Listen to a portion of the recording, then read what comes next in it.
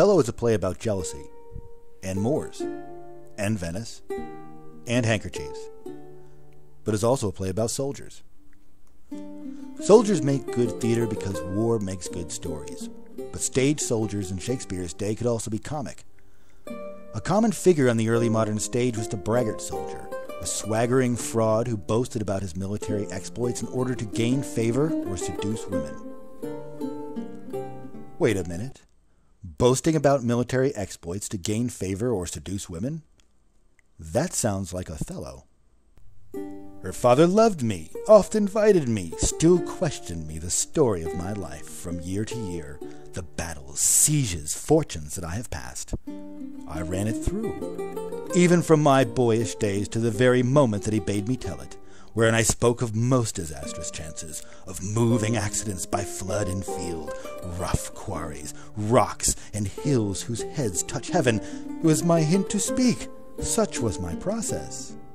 And of the cannibals that each other eat, the anthropophagi, and men whose heads do grow beneath their shoulders, these things to hear would Desdemona seriously incline. Othello is not a braggart soldier, but Shakespeare draws on the tradition of the braggart soldier to create Othello. Why he did so is something of a mystery. Is it just a comedy gone wrong? Thomas Rymer, the great 18th century critic, thought so. But the braggart soldier is usually ridiculous and harmless, like Shakespeare's most famous braggart soldier, John Falstaff. But Othello murders his wife in her own bed. There's nothing funny about that.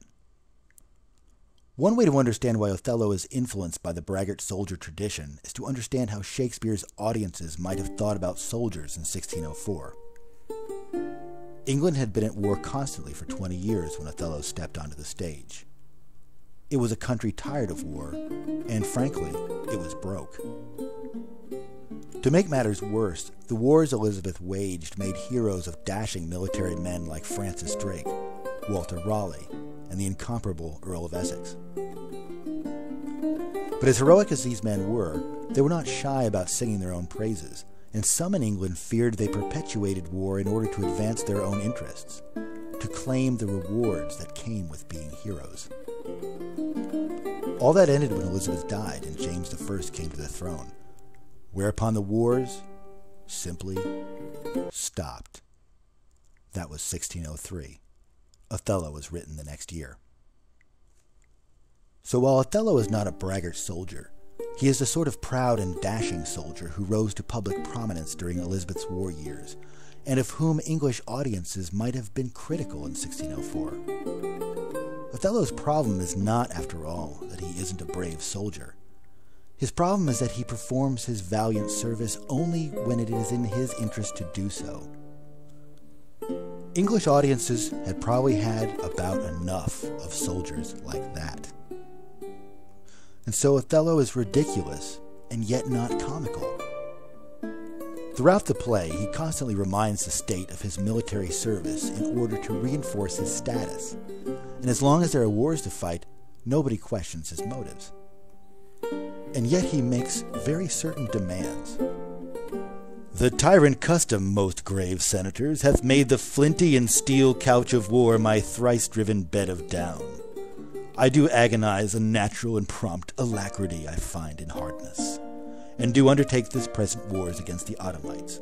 Most humbly, therefore, bending to your state, I crave fit disposition for my wife, due reference of her place and exhibition, with such accommodations as besort as levels with her breeding.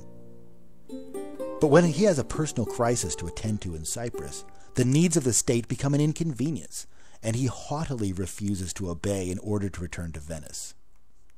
"Ha! This fail you not to do, as you will?"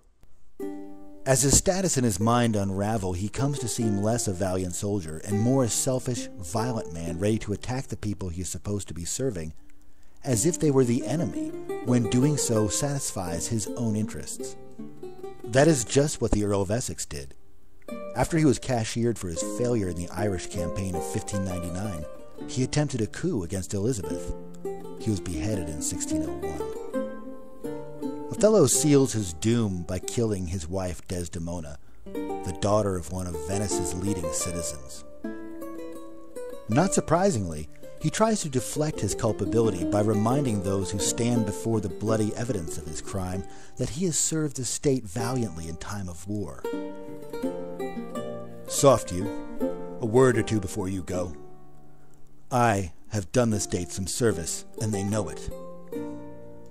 But the blood doesn't lie. Everyone can see that he is a fraud.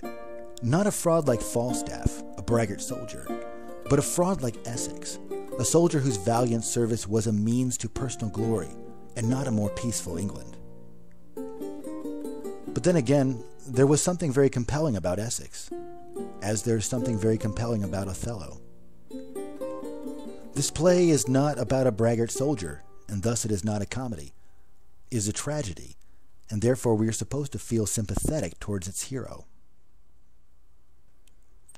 But how can we? How can this murderer be redeemed?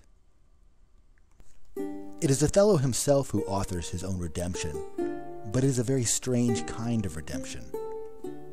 He salvages the hero by imagining himself as the only soldier capable of performing so brave a deed as kill an enemy so dangerous as himself. "And set you down this? Say besides that in Aleppo once, where a malignant and a turbaned Turk beat a Venetian and traduced the state, I took by the throat the circumcised dog and smote him thus."